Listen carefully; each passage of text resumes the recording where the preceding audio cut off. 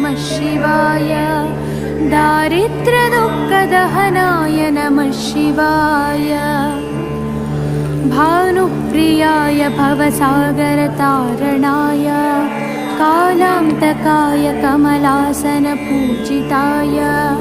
नेत्रत्रयाय शुभलक्षणलक्षिताय दारिद्र्यदुःखदहनाय नमः शिवाय दारिद्र्यदुःखदहनाय नमः शिवाय